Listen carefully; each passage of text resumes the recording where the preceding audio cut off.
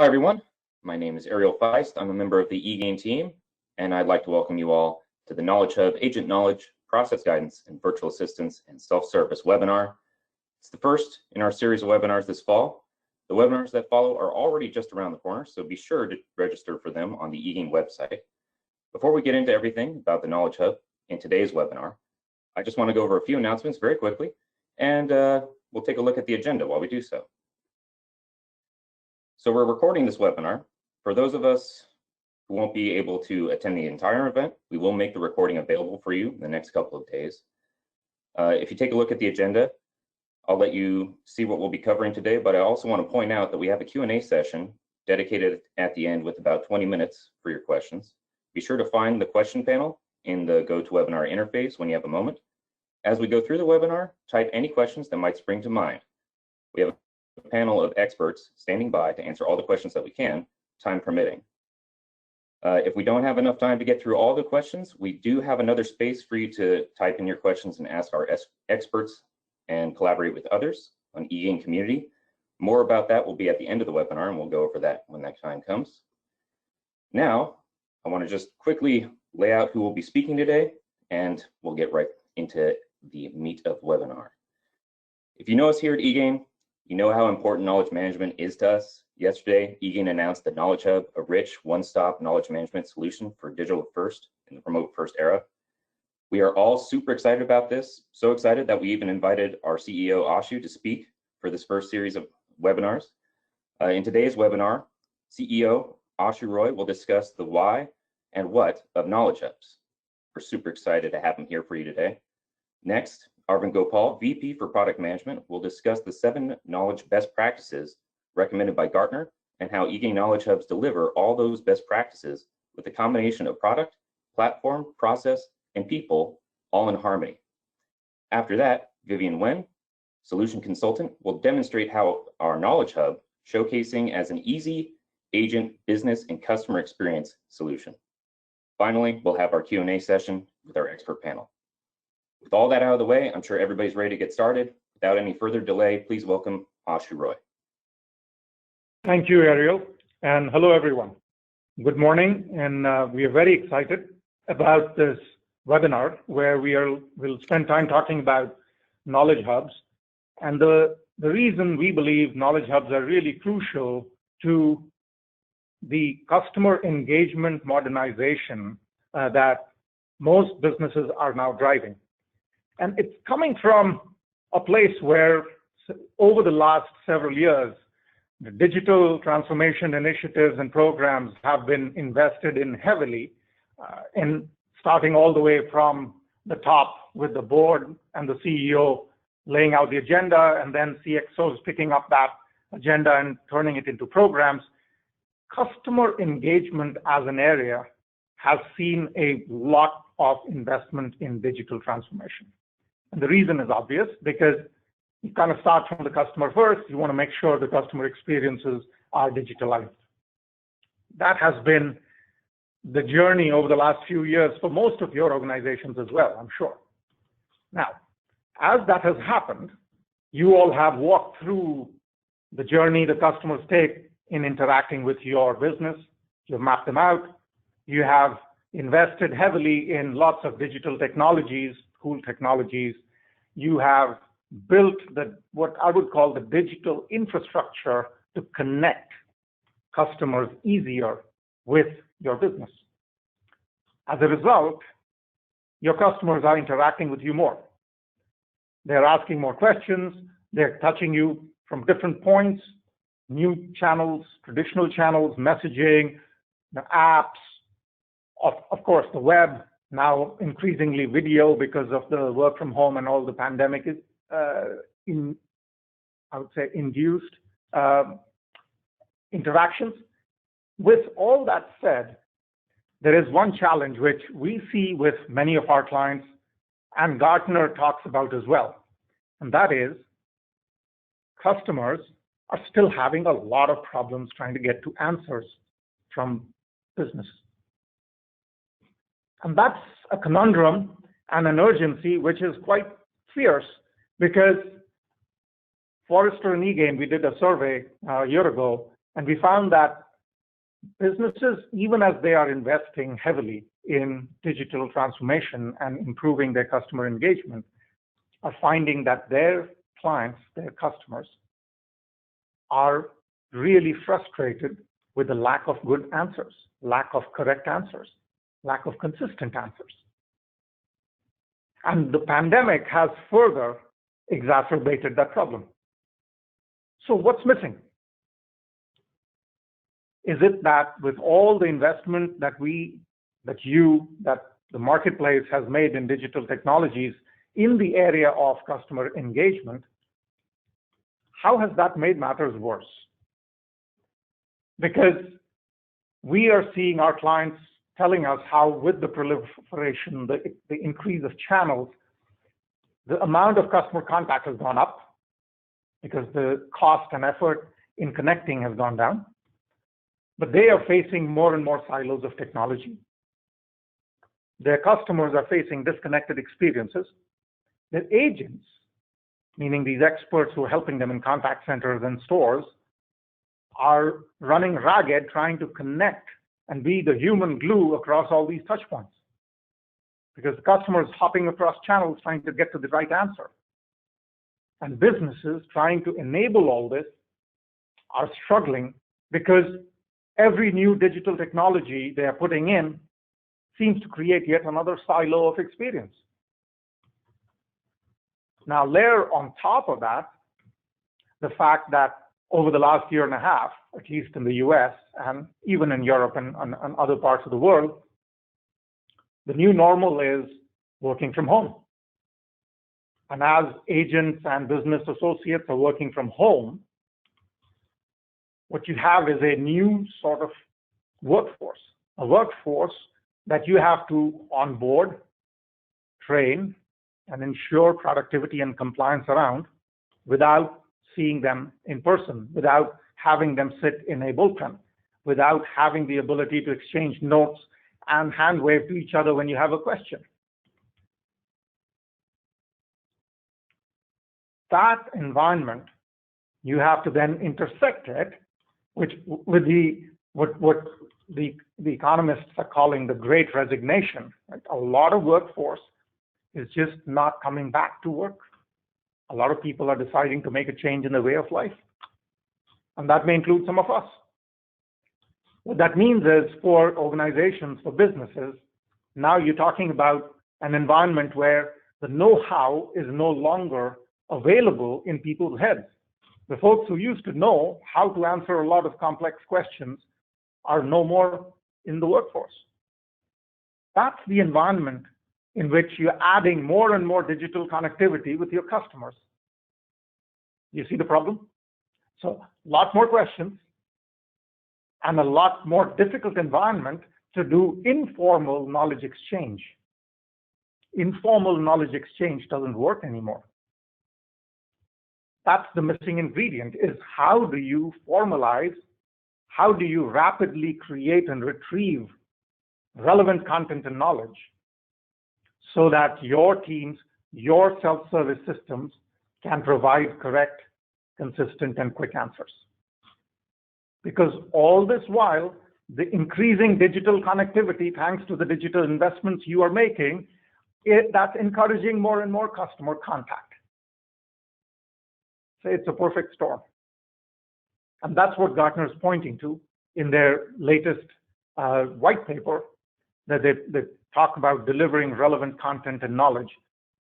They're observing an interesting shift or a separation. There's a separation between mature businesses in terms of their digital transformation programs, those who have gone through the first phase of digital transformation in customer engagement. Those businesses seem to be now disproportionately investing in next generation knowledge management more, because they are realizing that that knowledge, that content needs to flow through this newly acquired and built digital plumbing. No longer can you rely on informal knowledge exchange mechanisms. No longer can you simply say, we will train people by watching over their shoulders. No longer can you ensure that the knowledge that you are putting out there is being used by just walking the tubes and aisles. You cannot do that.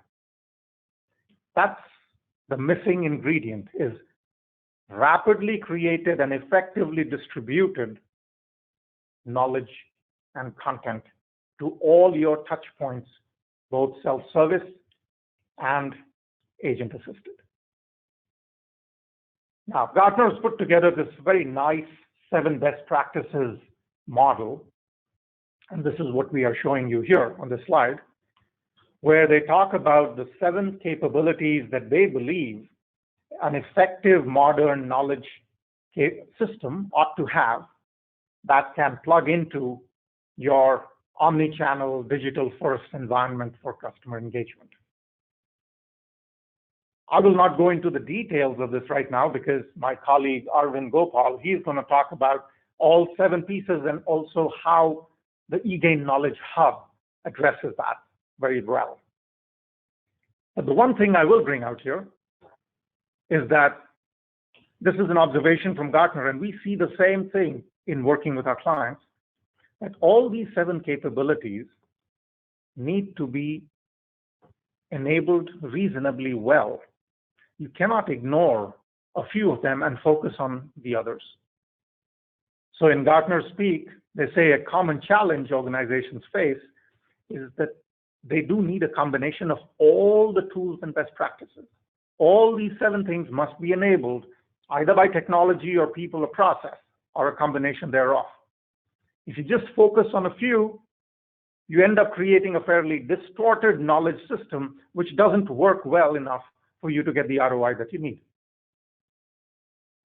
This is a report that Gartner's put out, and if you would like to get a copy of that, we would be happy to share that with you because we have a license that we are allowed to share it with our prospects and customers. So let us know if you're interested. As I said, the way we believe, and we'll tell you why, this can be made to work all together is with a knowledge hub. So let's see what good looks like and maybe compare it a little bit with what the traditional view of knowledge management has been, and not without reason. Now, knowledge management started out as a big investment and exciting area of focus in the 90s. And lots of, I would call, monolithic, top-down, programmatic knowledge programs were spun up in large companies. They were big, and because they were monolithic, and frankly, they kind of predated the internet as well, there was a huge challenge in making them work well enough, fast enough, with enough data and enough content and enough intelligence to make the ROI shine. And so that created an environment or a certain sort of common understanding that knowledge projects were hard. And as a result of that, historically, there's been a sense that we will get to knowledge later. First, let's work on the digital bits. And so digital transformation programs focused on the plumbing, the first layer, which is connecting the right parties. Now that connectivity, digital connectivity, works quite well when you have machines on both sides. So if you are talking about things like straight-through processing, supply chain, places where the 2 parties are both machines, then digital transformation works quite well with pure connectivity and some logic on top of it. When it comes to human interaction, when it comes to customer experience, one party on that wire, on that digital connected wire, is always going to be human, and that's the customer, at least 99% of the time. There are some bots that now work on behalf of customers, and we can get to that later. But the point is, customer is on the other end of the wire. That's a human. When it's a human, you need to go beyond just bits and structured data. You have to have content. You have to have guidance. You have to have compliance. You need more than just pure business logic to flow through those pipes. That's where knowledge becomes a huge challenge as well as an opportunity. So let's look at what changes when you do it the hub way, the knowledge hub. And we'll show you what difference that makes. Right? It just becomes easier. It becomes fun. You deliver quick value. When you deliver quick value in a project, you get the whole team charged up. And the way the value gets delivered is not just in terms of dollars and cents. Of course, that follows. The crucial bit is enthusiastic adoption. Do your users, to your customers, to your agents, to your business folks, like working and experiencing the knowledge capability? So enthusiastic user adoption is the core of the knowledge hub approach. And that results in a transformational impact, because once you get that core of enthusiastic adoption going, then there is a snowball effect. And we'll show you how that happens time and again. We have done it with many clients now over the last year, year and a half. The Knowledge Hub is kind of a culmination of a lot of those best practices and process changes that we have refined and improved and brought it together into our product, into our platform. So it's all packaged. It's increasingly out of the box. We can get you to enthusiastic user adoption in a matter of weeks, and we'll show you how we do it in a risk-free way. That's the Knowledge Hub way. I'll give you a couple of examples. There's a global telco who we work with. They deployed our knowledge solution. Now, we have learned as much from them as we have contributed in this process. But what has come about is 30,000 contact center agents across multiple shifts and 5,000 plus store associates are using the Knowledge Hub to answer every customer contact around services, customer service, every customer contact. That translates to over 25 million plus customer contacts every year. All those customer contacts are being answered using the Knowledge Hub, which is a guided experience for store associates and contact center agents. With that level of adoption, the data that this client has shared with us publicly is 35% increase in first contact resolution, 25-point NPS improvement attributed to knowledge, and 50% reduction in time to competence for new hires.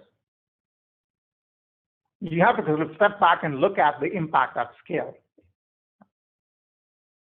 With a 30,000 person contact center organization, you're talking about hundreds of millions of dollars of cost saved every year if you can increase your FCR by 35%. You can bank the 25-point NPS improvement for no money, just brand improvement. And then the reduction in time for competence of new hires is another tens of millions of dollars. This has been one of the examples where we have seen the impact of knowledge hubs implemented right. That knowledge story has gone from being a tool for the client in their customer contact centers and in their store environment to being what they call policy. And so knowledge is now a policy for this organization. It's not just a tool. It's a way of doing business. Another client, which is very different in the rate of growth and size, is more of a $500 million business a year, but growing like weeds and growing at over 40% a year. That creates a whole new set of challenges. You're talking about lots of new agent hiring, lots of new products being introduced, and of course, tons and tons of new customers being signed up. So a much more chaotic environment. We partnered with this client, and they started out first with addressing their agent knowledge capabilities. That was the first thing they worked on. And they shared this data that their agent confidence, which is a key metric they track, because they believe that user experience and user adoption at the agent level is what drives better customer experience. And so with agent confidence going up by 60%, they saw a huge improvement in agent experience. As a result, their customer experience went up significantly. Then they rolled out, now that they had laid out the core of the knowledge, they were able to personalize it in the hub and present certain elements of that out into self-service. And they saw an improvement of 30% in self-service deflection, which is again great. Then they went to the third level, which is the most exciting, and they embedded elements of the knowledge. Again, because of the hub and the capabilities of the hub, you can take selected bits, dynamic bits, intelligent presentation of that knowledge content into their SaaS products. And so bringing that know-how right in front of the customer so that you completely eliminate the effort involved in going into a self-service mode or even going into an assisted service contact with an agent. And that's something that they embedded into their products the year after. And now recently, they have taken that entire knowledge capability across agent service, self-service, and embedded service. They've taken all that and moved it into a new language, again supported by the Knowledge Hub because it fundamentally supports a multilingual construct. So you see that knowledge becomes a way of driving rapid growth in a sustainable way. That's the missing ingredient that we believe can make a huge difference in ROI for customer engagement modernization initiatives. So to summarize the Knowledge Hub, it's a single platform that's key. And this is important because if you start to think about knowledge for customer care, knowledge for website, knowledge for internal organizations, you start to create silos again. So Knowledge Hub has to be a single harmonized platform, a place where you connect and collect once, a place where you collaborate and approve and create content once in a single sourced way, so you can then go dynamically present and publish that information, a place where you can automate and add intelligence once. So the same process guidance, the same intent determination, those capabilities can be repurposed, reused, and the value just goes exponentially because the investments can be reused again and again across the organization. And of course, compliance in one place, profiling and publishing everywhere with analytics to continuously refine it. That is the Knowledge Hub. It's a lot more than content. That's something to keep in mind. It's all around sort of the unstructured information, right? Not the transactional stuff, not the customer information about their entitlements and products, but everything around know-how, around procedures and process, around guidance, around troubleshooting. All of that content, both in terms of omni-channel as well as conversational, to be able to do that with profiled access, personalized UIs that can go out into different form factors and different channels. So you could have a different experience powered by the same knowledge going into an SMS interaction or a Facebook or a WhatsApp interaction. They would be different because WhatsApp would have the ability to do rich messaging, whereas SMS may not have it. Apple Business Chat may have a way of paying and searching and doing location finding, and you can take advantage of that using the content in the Knowledge Hub. So the Knowledge Hub is not just what you would consider flat content. It's rich, intelligent, channel-aware, profilable content. That's what we're talking about. But it doesn't have to be put together all in one phase in order to make it work. You can start out small and you can scale it, and we'll show you how we do it with our clients. Before I hand it over to Arvind to talk about the how, I want to make one thing clear. All these exciting things happen only in the context of the reality in enterprises mostly, which is around scale, security, and compliance. So we're talking about not small little projects. Right? We're talking about these 3 clients we've just given you examples of, are clients of ours who are using our Knowledge Hub today at scale with security. The first one happens to be a government healthcare organization. The second one happens to be a Fortune 500 company. The third one happens to be a rapidly growing high-tech organization, $1 billion plus. So we're talking about scale, security, and compliance, and the innovation that you need to deliver in that context. A little bit about us. We've been around for a while, which makes it good, in my opinion, because we know how to make it work in the knowledge space. We have a solution set, a platform which targets customer engagement automation. Core to that is knowledge management. And the Knowledge Hub is our answer to what we see as an open need in the modernization of customer engagement. We focus mostly on enterprise B2C, large enterprise companies and government, but we also sell to B2B, of course, right? Because increasingly B2C and B2B are starting to blend together, and the same techniques work in different environments. So with that, I'm going to hand it over to Arvind. This is just a quick snapshot of the kind of clients we work with. Many of you fall in these categories, I'm sure. And the idea here is that innovation that we're talking about, the capabilities we are talking about here, is not just for small to medium-sized businesses, not just for what I'd call unscaled problems. We're talking about complex environments with hundreds of requirements. All of those can be rationalized and brought into the Knowledge Hub.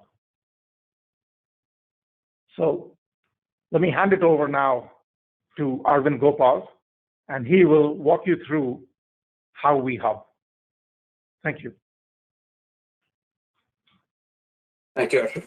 And hello, everybody. So you heard Ashok talk about the Knowledge Hub, and I'll take the next few minutes to walk you through how we hub. And one of the pieces that Ashok mentioned was the 7 must-haves from Gartner. And the key part about this was the fact that you actually need to have all of these available in your solution, and all of these capabilities are equally critical. So this is also a good way for us to organize our capability set. So I'll go through and talk through how we as a hub help you address each one of these must-haves. Before we get into the must-haves, a quick word about what makes us unique. We're really the only hub in the market. We focus on, as Ashok mentioned, enthusiastic user adoption, and our rich, broad capability set makes it easy for us to do the knowledge transformation at the scale that is required for the enterprises. Now, getting into the must-haves from Gartner. When we talk about outside-in thinking, and some of you have worked with our team before, and you know that we spend a lot of time with you in the initial phases doing discovery and going through the knowledge as a whole in the organization, where it's created, what are the sources, what are the processes that govern knowledge, who are the consumers, everything. So we look at the knowledge as a whole in the organization, and most of our projects tend to start with a program that we call Innovation in 30 Days. This is actually really great for our customers because it is risk-free, because we don't charge for the program. And during the course of 30 days, we identify areas that can make the maximum impact. We will work with you to design and implement a solution, and we will put it in production in front of real agents and real customers and see it working and measure value, or as we say, experience the wow. And I do want to touch upon the wow. When we talk about pilots, a lot of pilots tend to be MVPs, where the scope is reduced to make it minimal, to just get the phase 1 through. The first iteration for us is the opportunity that you have to make an impact, make an impression, drive adoption. And you heard Ashok talk about enthusiastic adoption. That's really what we want to focus on in that first iteration. So we focus on making sure we pick up scope that will actually wow the end users. And what you see on the right side is the quote from one of our customers. And most often, our customers are surprised by how much we can get done within that 30-day period. And the reason we can get all of this done in the 30-day period is because of the strength of our capability set. And to give you guys an example, right, most of our IITD projects, or Innovation in 30 Days, we call it, tend to have elements like migration. We will migrate content over from various sources in the organization. It will have integrations with third-party systems where we can contextually pull information. It will have federation potentially to other systems to use content from the other systems. And it will also have user experience design that we will do as part of the project. So it is a full knowledge solution that you get at the end of 30 days. And you get to measure it, and you get to see value coming out of that project. Knowledge-based consolidation is really at the key of the hub. If you want a successful knowledge hub, you need to be able to bring together all the sources of knowledge in your organization. And most enterprises tend to have a variety of sources, normally varied. They are owned by different teams potentially. They probably have different governance processes. They probably have different update cycles. So very different in how they're created and how they are managed. A single solution to try and move all that knowledge into a hub is really not going to be successful. So we have a multi-pronged solution that allows us to consolidate the knowledge from all the various sources within the organization. So we will go in and migrate content. We can mirror content where necessary. By mirroring, what we mean is you can continue to operate content exactly the way you operate today. We will mirror the content over. You will still get all the benefits of the hub on that content. We can go in and crawl content where it is just static content, static pages. We can crawl it, bring that content in. Or if you have a system that has APIs, we can even federate out requests into that system to bring content. So we have different approaches that will work for different teams and different organizations within the enterprise. And we can use all of them to consolidate all of this content into the hub. The advantage of consolidating the knowledge into the hub is it then becomes a central place that people can go to for knowledge, and we can drive analytics and measurement out of the hub. So that really allows us to bring all of this together in an enterprise. And our strategy to consolidating content is, and when we go into an enterprise, we often see there is a small portion of content, normally about 10 to 20% of content that is essential, that answers maybe 80% of the queries that comes in, 70% of the queries that come in. Identifying that content, migrating that over immediately is what gives you the maximum ROI, the maximum bang for your buck. So that is the content that we would target to migrate immediately over to the Knowledge Hub. Then there is another portion of content which is used frequently, but not as essential as the first bucket. So that is content that we can start by federating immediately. The reason we can start by federating, the reason that helps is because you get access to all of that content immediately without having to put the time in to move it or change it. And then over time, we can migrate that over into our system. And then the portion of content that's occasionally used, and normally those are the pieces of content that are administered by other teams. We can leave it where it is. We can federate out to that content. We can still get the advantage of having everything come out of a central place without having to move processes over. And the last part of content is the content that's seldom used. One of the advantages of having the hub is we can use our analytics to identify what is that set of content that is not used, that is outdated, and we can start eliminating them, removing the need to maintain them over time and reducing cost at the same time.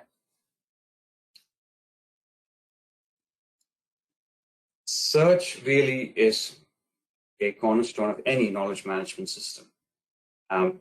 But search has come along quite a bit in the last few years. It's no longer enough to put a bunch of search results in front of somebody. We, especially with Google driving the way, we need to be able to get to that one answer that the user is looking for with just that one little snippet that they enter into the search box. And we need to, and ideally we want to present that answer instantly, so the user does not have to do any further action, no further clicking, and be able to pick up that answer. You will see that today in the demonstration by Vivian. So it is a feature that we call instant answers. And what powers our search and the feed instant answers is layers of technology that are combined to get you that answer. So instant answers is one of those pieces that I just talked about. So where we take the question that the user has, we run it through our intent engine, understand the intent of the user, and determine the one right answer. And what makes it even unique is the fact that we have the ability in that same space to ask the user clarifying questions to make sure that the content is contextual to exactly what the user is looking for. Another such technology that is part of these layers is our business term service. What we have the ability to do is to look at your corpus of knowledge, to look at your industry, and understand terms that are important to your industry and to your content. And we can use that to drive better search results, better search suggestions for our users. So again, search is a key part of it, but we really need to step it up more than just a set of results that the user is given. It needs to be able to drive the user down to that one answer that they're looking for. The other thing you'll find unique in our proposition is the fact that we have all these layers. In each of these layers, you have the ability to tune them. We have left knobs available because what we have discovered is when working with enterprises, there are subtle nuances in how content is organized and what is important for each enterprise. The knobs allow us to tune our search to get the results that we're looking for.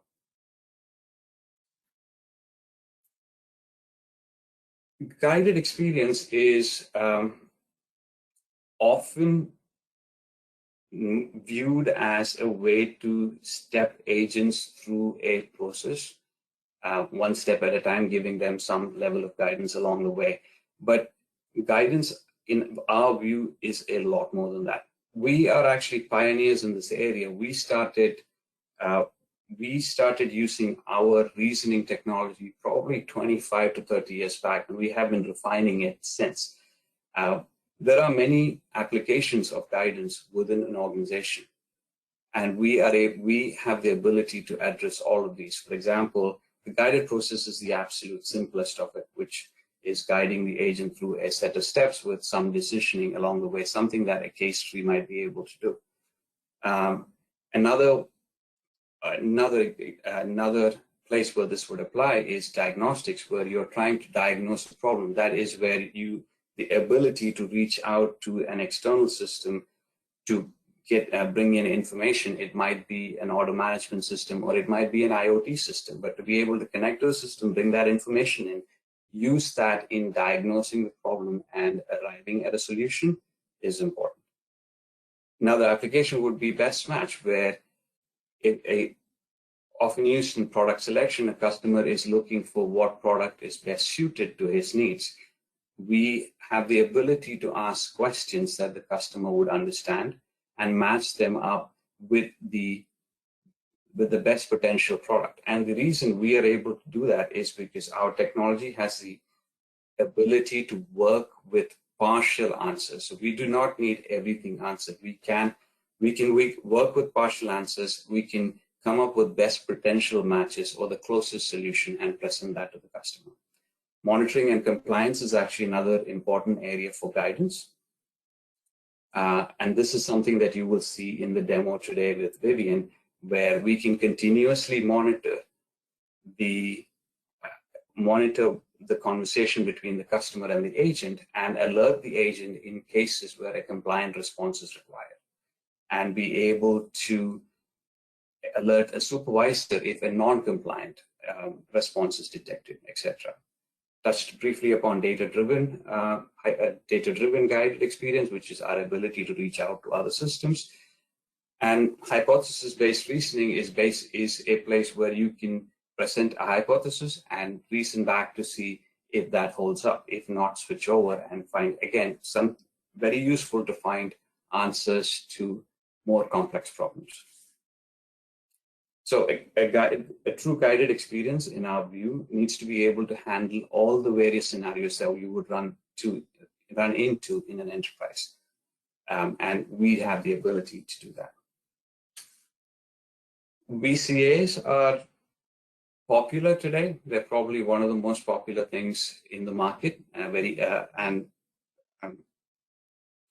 One of the challenges with the VCAs that you normally see in the market today is they tend to be broad and shallow. The minute you ask a deeper question, they tend to fall apart. So you do need, and the other problem that we very often see with VCAs is they tend to be siloed. They're not necessarily connected with the rest of your customer process. So they do not have context of who the customer is. They don't have the ability to reach out to other systems to bring in information. For a VCA to be really successful, it needs to be connected to every system. It needs to have the ability to answer broad questions, but it also needs the ability to go deep. The primary reason why a lot of VCAs tend to fail is because customers quickly realize how much the VCA can do, and they feel that the VCAs cannot do enough. They tend to appear dumb over time because they don't get enhanced quickly enough. So a VCA needs to be connected. It needs to be able to answer broad questions. It also needs the ability to go deep, and you need the ability to quickly enhance your virtual assistant so that it appears fresh and people will keep coming back to it. And that's what will make virtual VCA successful. Content contextualization is really the other side of content consolidation. We talked about consolidation where we connected to all the different sources in the enterprise and we brought content into our central knowledge hub. The contextualization is really where now you have all this knowledge sitting in a central hub. How do you make this available to all your consumers across all the various devices and touch points that they will come in through in context of what they are looking for? So making sure that they get the answers that they are interested in and not be overwhelmed by all of this content sitting in one place. So and this is again something you would see in the demo today. We have the ability to segment using portals, to personalize using profiles, the content, and present it in a contextual way by using context both from the user's profile as well as dynamic context based on what the user is trying to do on your website or on the device, and present content that is of interest to the user at the point of time that they are looking for. And that's really the key to contextualizing content and making it successful. And the last piece here is search engine optimization. I won't talk too much about search engine optimization. It is, when we talk search engine optimization, what we really mean is Google. Right? Everybody uses Google. It's the search engine that is important to the world. Our out-of-the-box portals and our content coming out of our system is crawlable and indexable and can be indexed by Google. We follow all of the best practices that Google outlines. We have friendly URLs and relevant content, and we also have enough metadata fields available for you to make the necessary adjustments to improve your search rankings in Google. With that, I'm going to hand this off to Vivian so you can actually see some of the stuff that I was talking about. Hi. In this video, we'll be going over eGain's Knowledge Hub capabilities and what that actually entails. On the screen, you can see I'm currently within the 8Bank website, which is a fake bank that we created here at eGain, jam-packed full of our products to really show what we can do. One of the first knowledge capabilities that I wanted to showcase was a way for you to proactively display knowledge to your customers or share them externally to any of your website visitors. As I scroll down, you can see the knowledge widget right here is under the FAQs. Now, this means that it's mainly going to contain the frequently asked questions within this little widget.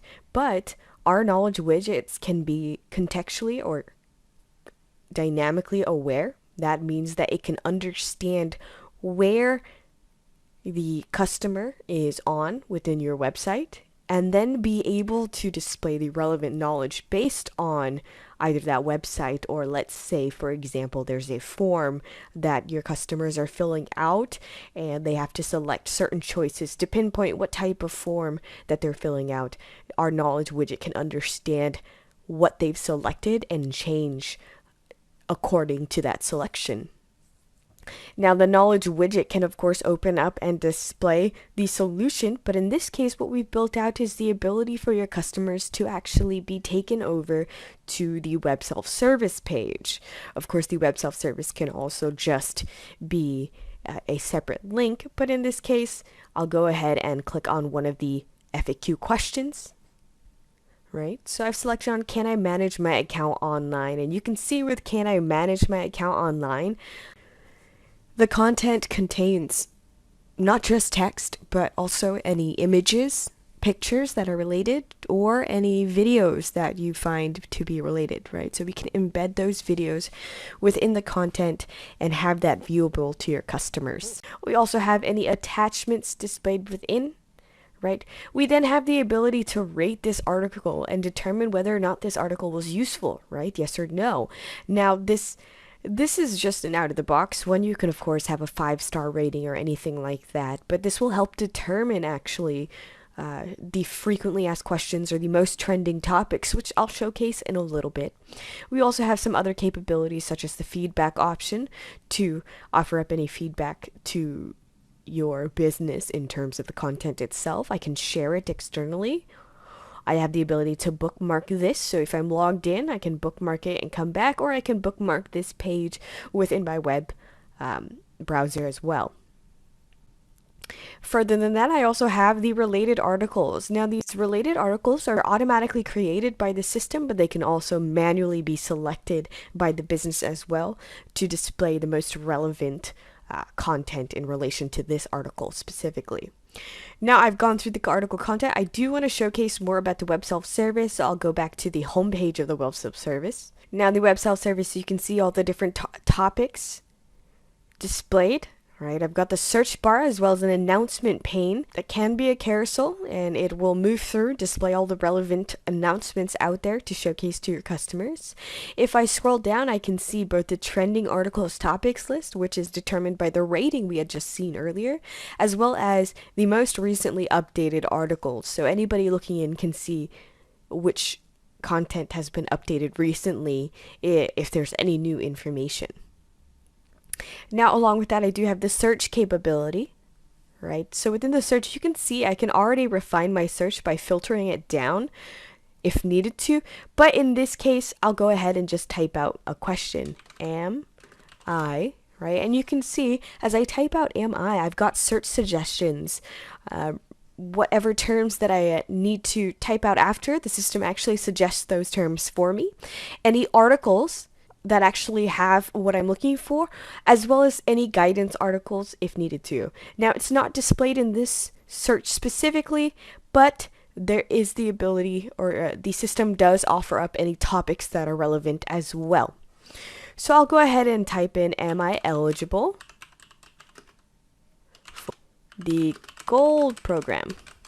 Right, you can see I made a spelling mistake on eligible, but let's actually see what that does.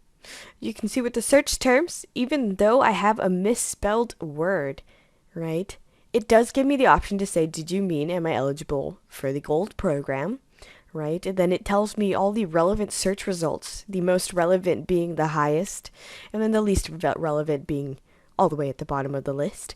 We also have any web search results from external sources. That means your business isn't restricted to only using eGain Knowledge Hub. We do have the ability to bring in external knowledge and have that actually sit within a single point of access for either your customers or your agents to utilize. We also have the ability to filter after the search to really narrow down the information that we're looking for. I've spoken about the results that we are given, but I haven't spoken about this portion, which is at the top. This is actually going to be your instant answers, which is the ability for your system to gather more context on this the question or what it is, the recommendation. Right, so we'll go ahead and we can see, am I eligible for the gold program? It tells me a little bit more about the gold program. Any links that are relevant I can go on to as well. But in this case, it goes even further and says I can get you your answer. What state would you like to know about in terms of availability? So I'll go ahead and let's say I'll do California, right? And it'll tell me information such as the 8-Bank Gold program is not available in California. We do have an alternative, and then it'll give me a link to the alternative program.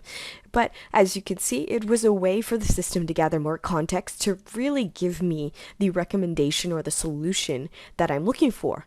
Now, if it wasn't because of that context piece, I would have to do a little bit more looking to determine that, hey, I actually don't have the ability for the gold program. Since I live in California, I'm not eligible for it, right? Instead of having to find that information myself, having to look throughout the entire document, the system was able to do that for me with our instant answers. Now I'll go back to the home page of 8-Bank. Right? In this case, I'm going to showcase another way for your customers to find the information that they're looking for, another proactive way. Now, in this case, instead of a widget, we have the virtual assistant, and the virtual assistant's ability to really help your customer find the information that they're looking for, and if it's not able to, then escalate it accordingly to the right person. So I'll go ahead and click on the virtual assistant. You can see that the virtual assistant greets me, welcomes me to the website, and then proceeds to ask me if there's any questions that I have. In this case, I'll go ahead and just ask a question of what is the charge on my account. So I'll go ahead and type it. What is this charge on my account? Now you can see I've misspelled is, or I've typed in something incorrectly. Right? I can even go ahead and say, you know what, let's do account with 1C, search that up. The virtual assistant will say, okay, well, just to make sure that we understand what it is that you're asking for, it verifies, I understand you're looking for information on a charge in your account, correct? All right, at this point, I'll go ahead and say yes. Thank you, I can help you with that. Could you please provide me with the charge transaction number? I'll go ahead and type that in really quickly. Now you can see right now the virtual assistant actually is gathering in information to be able to determine first what system and then who I am. And then be able to relay that information to me, the information that I'm looking for, which is why am I getting charged? Thank you. For security purposes, please tell me the last 4 digits of your national identity number. So I'll type that in so it doesn't so the system is able to understand that I'm not just some random person, I am the actual account holder. And then from here, you can see that the virtual assistant was first able to identify who I am. Thank you, Mary. It was then able to bring up the charge. I was able to pull up the $34 charges based on the transaction number. And then it was able to tell me as the reason as to why I was getting charged. And in this case, it's because an overdraft happened, right? And then it gives me some more information about the overdraft. Even further than that, it can even say or continue the process and say, would you like to dispute this charge? We'll go ahead and say yes.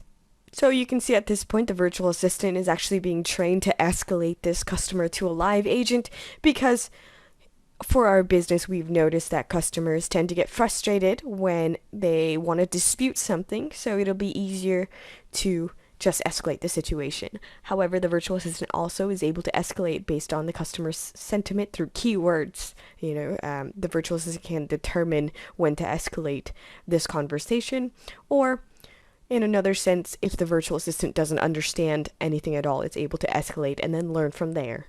So in this case, it searches up whether or not an agent is available, right? Currently an agent is available, and then it asks me, would you like to be added to the queue? I'll go ahead and say yes. And then from here, I'll be escalated to a live agent.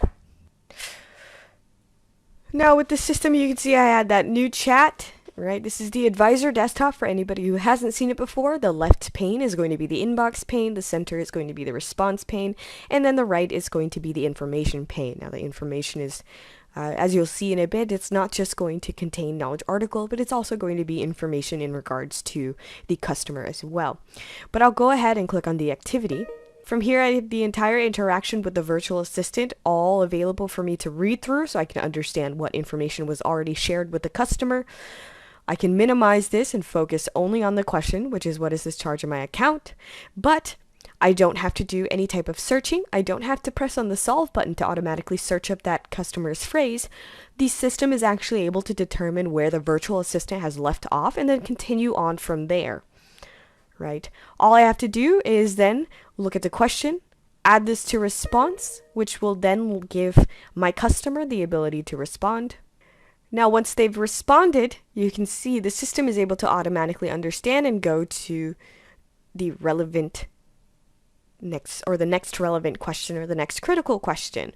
Now I can of course spend all my time adding every single question to response, which is fine. But if I'm a busy person, if I've got a lot of interactions coming in that I need to handle that take more precedent over this one, I can actually turn on bot mode, which would then let the system or the virtual assistant take over and front this conversation once again. So as an agent, I can focus on other critical inquiries or critical interactions, right?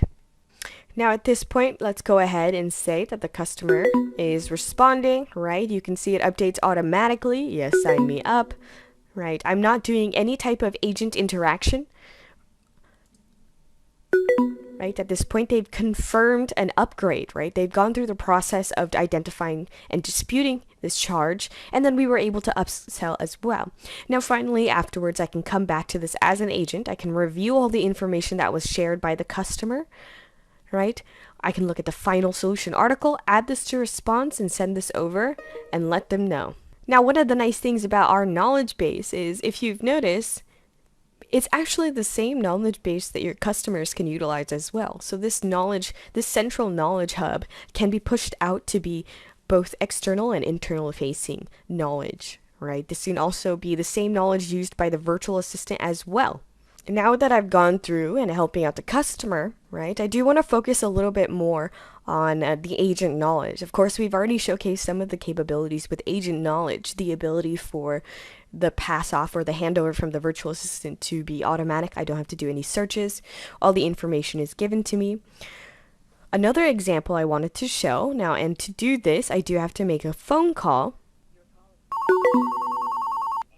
So I've got a phone call. All I have to do is accept this call. Now that I've accepted the call, you can see based through the IVR, we were able to understand what the customer is looking for. And just like the previous interaction through chat, the system is able to understand what process to bring up and then display it, so that as an agent, I really only have to focus on the process itself at this moment, right? And you can see it's the same thing that we went through earlier with the guided help, being able to break down your complicated procedures into step-by-step pieces, making it easier for your agent as well as your customers to consume.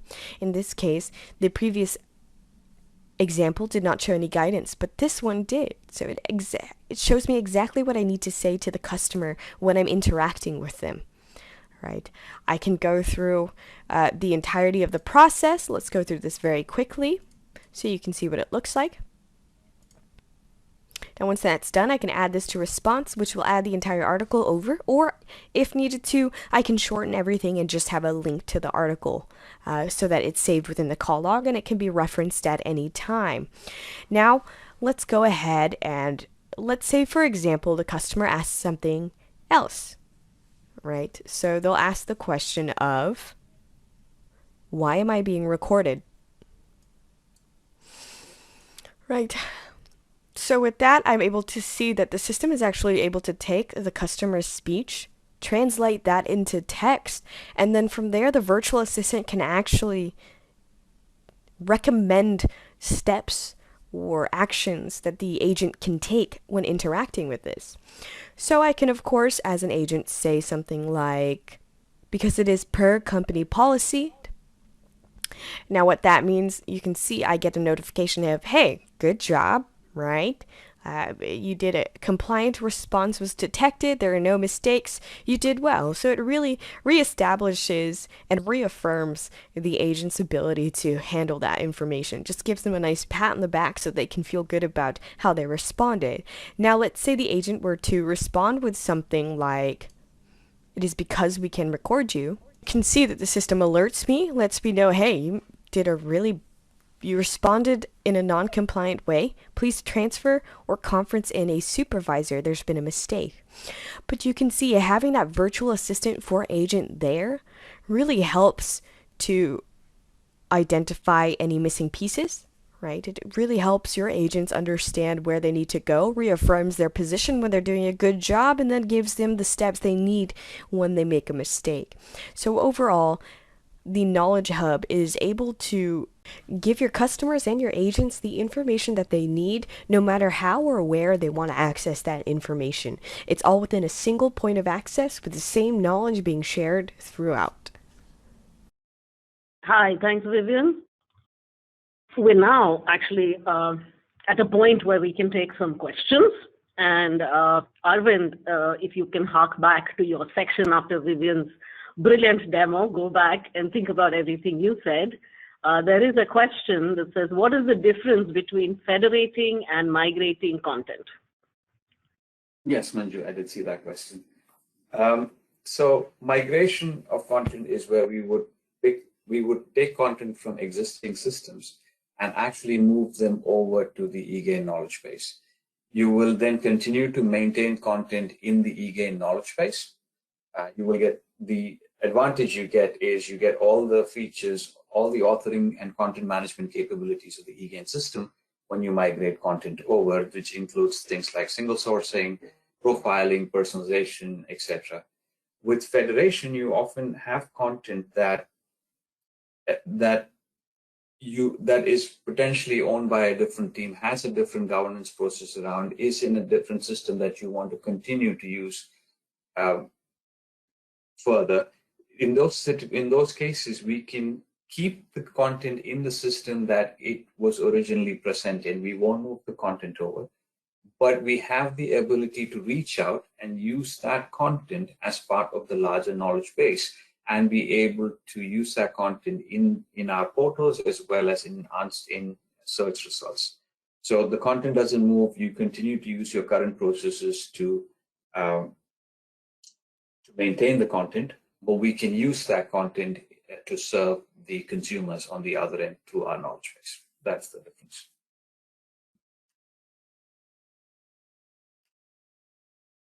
Back to you, Thanks, Arvind. The next question, I think, can also be to you.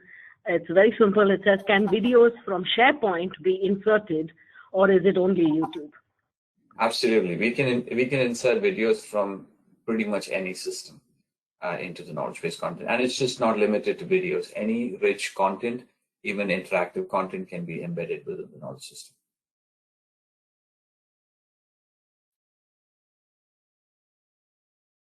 Thanks, Arvind. So the logistics question from Chandra about eGain 21 versus 17. Is there a summary of what's new and different in eGain 21 from a tools platform perspective?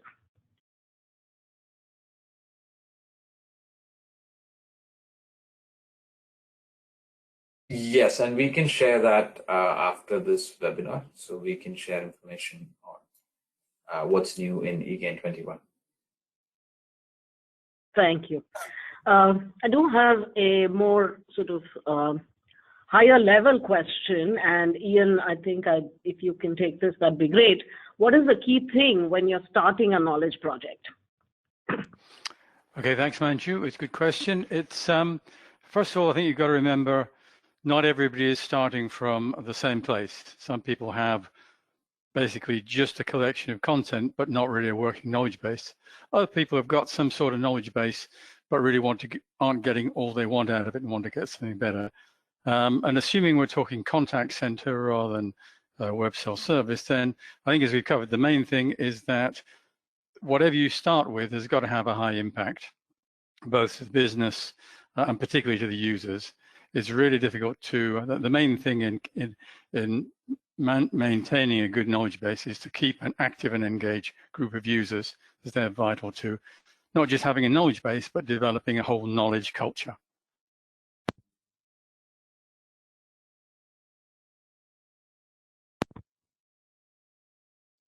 Thanks, Ian.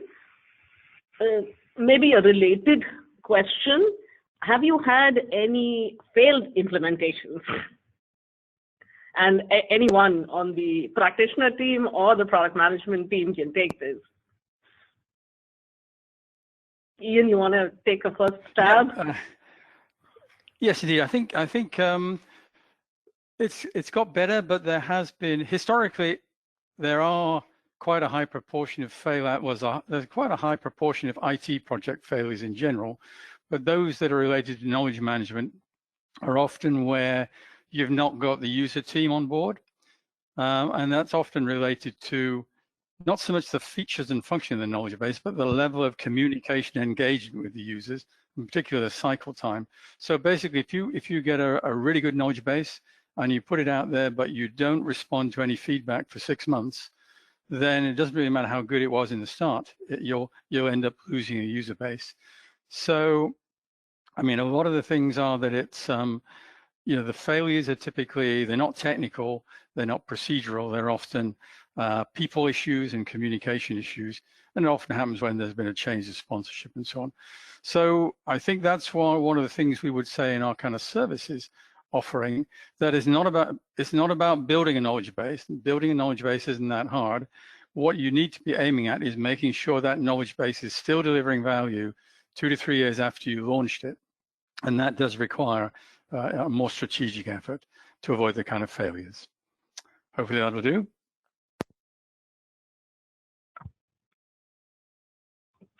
Thanks, Ian. There's a question about KCS. It says, what is your view on KCS? Ian, I think we're going to stay with you for this section, okay. But I am going to come back and have a question for Arvind later, but maybe you could take this one. KCS is a thing we hear about occasionally, and I'm not an expert, so, but I think that such tenuous understandings I've got is often KCS is around a way of developing knowledge practitioners within an organization. So to help people go from being a novice contributor to becoming an expert, and KCS allows you to put in systems of review and reinforcement to develop those people. And that's very closely associated with a tool for knowledge management, but it's not the same thing.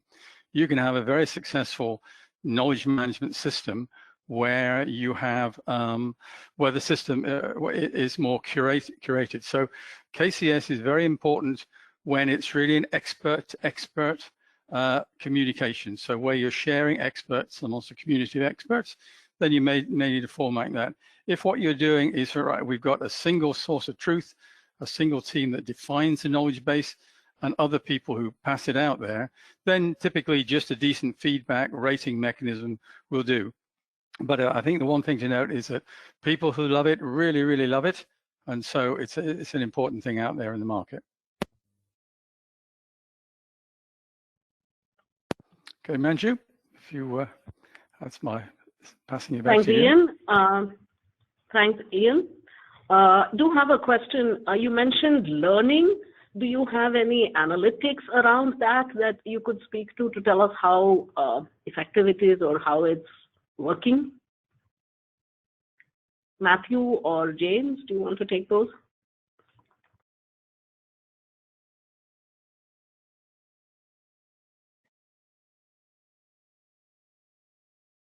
So it's Matthew here. So in terms of learning, what we do right now is we have reporting on, for example, the search phrases people use, on the customer intents that we have recognized within their virtual assistant interactions. And we also are adding a reporting on how people have answered questions within guided help. So although those things don't necessarily contribute to kind of automatic learning, they do allow for a kind of a curated learning loop where the business can kind of review what people are asking for, identify where the gaps are, then they can use that to drive training of the virtual assistant as well as optimization of the search and of the guided help processes.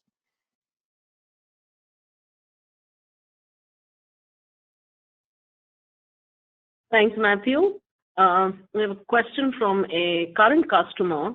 Is there a plan to refresh the Knowledge Console, give it a facelift, and so that authors and KB managers can, create the best knowledge possible? Arvind, would you like to take that question? Absolutely. So we are working on a refreshed KB console, and it will be a refreshed console. It will put the focus on authors, and we have been working on the design for this for a little while, and want to make sure we get this one right.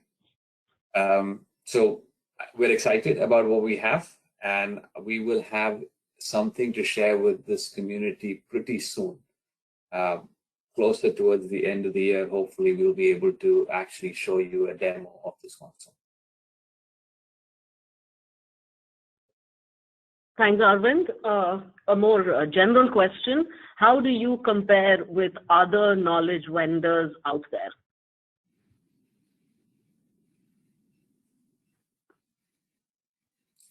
Arvind, you could take it first, and then maybe Ian, you can also add. Sure, I can start off, and Ian, please pitch in. So I kind of briefly mentioned that at the very top of my section. We're really the only vendor that does a knowledge hub. We do have a very broad and very deep capability set, and we complement that with a very rich engagement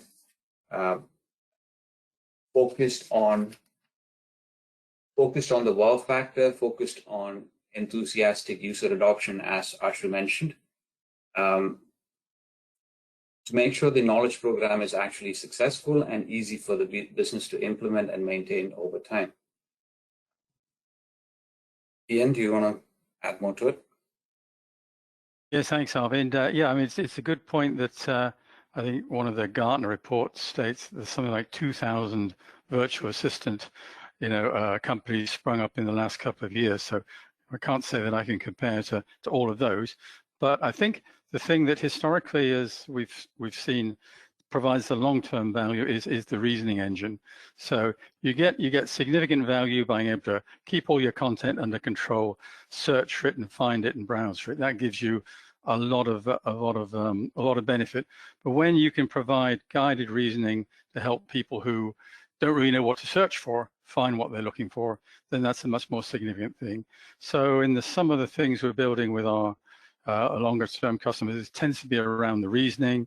And nowadays, using that reasoning, as Arvind mentioned earlier, with using extracting data from other systems to not just ask the customer a question, but to interrogate other systems so as to really provide a very speedy resolution and one that we can then audit and report on so that we can work out which process is taking the time, which one has the highest satisfaction rate. So it tends to be around the reasoning, I would say, Manju. Thanks, Ian. If you could stay on, there's another question that says, will you be able to help us build a business case for knowledge?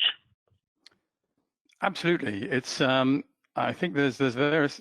It's part of the pre-sales engagement. I think one of the things we touched on is that it's a difficult decision. There's often lots of irons in the fire, as it were, when you're looking at a knowledge project. So being able to try something out with the innovation in 30 days is really helpful to help shape people's ideas. And then in parallel with that, a lot of people are often saying, yeah, but so now I know what I'm going to do, but before I take this further, how do I know the benefits? So there's a wide number of benefits in a contact center case. The big ones tend to be reduced training, reduced time to competence, but it's also higher first-time fix, greater customer satisfaction, and a range of key metrics around that. So what we have is a standard model that we can share with our clients where they fill in their data, and we can essentially put a value to, what would be the impact of this much reduction in training? What would be the impact of this much reduction in handle time, or this much deflection to web self-service? So, I mean, it gives someone a good idea as to potential ROI, the potential payback period that a system would take. And often in our case, we're seeing a payback period of a year or under for a decent sized knowledge base.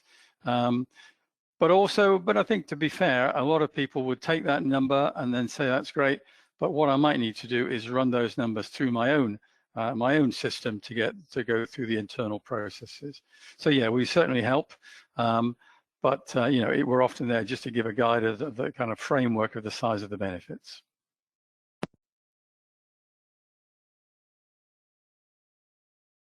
Thanks, Ian. The question is, you demonstrated a lot of very cool features. Is there something that you cannot do today in knowledge? And could you also kind of speak to the roadmap for knowledge? Ashu, would you like to take the roadmap section? I'll take that. So yes, there is a lot that we believe we can do beyond what we have today. That keeps us excited and working on this problem. I believe that knowledge management and knowledge-based automation is very much at an infancy in this new world of digital that we are all in.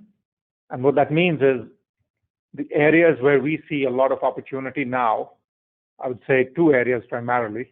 One is, how do we make the job of the business owners and managers, the content authors, the knowledge base managers, the analysts who are working on the system and tools easier?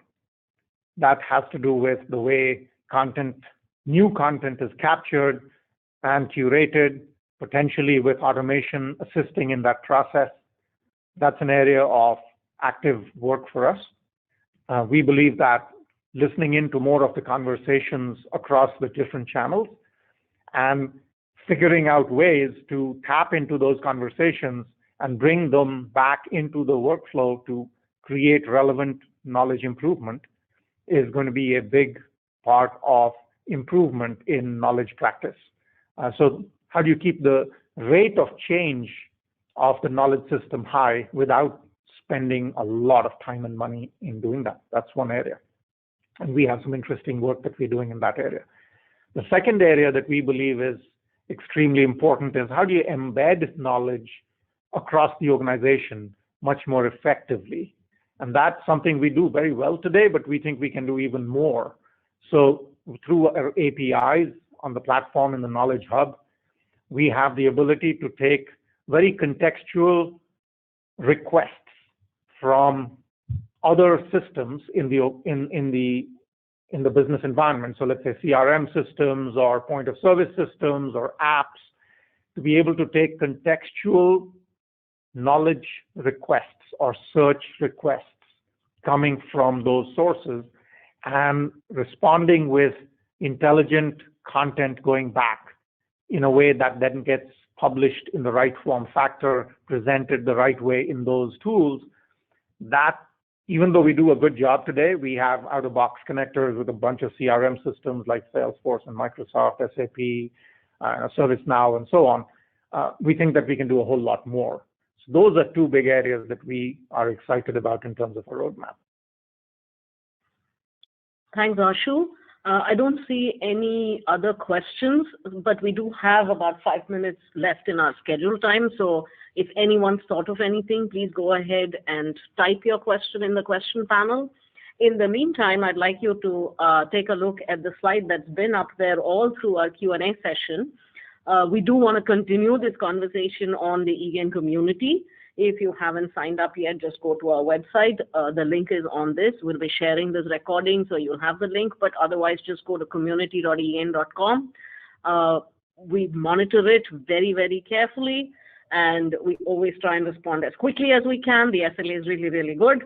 So I want to encourage everyone to continue this conversation all about the Knowledge Hub on our community. If you haven't signed up yet, there's a link there where you can go in and get yourself an eGain EcoNet account and thus get access to the community.